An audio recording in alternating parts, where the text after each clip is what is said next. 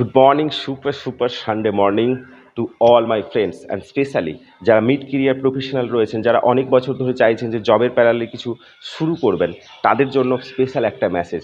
আমি যেটা খেয়াল করেছি বেশ বিগত কয়েক বছর ধরে প্রত্যেক সানডের আগে সারা উইকে আমার একটা স্বপ্ন আছে, আমার একটা মাথার মধ্যে অনেক প্ল্যান আছে, আইডিয়া আছে, এবং আমি হয়তো ভাবছি যে এই সানডেতে কোনো একটা কোর্স করব এবং এই কাজটা করব।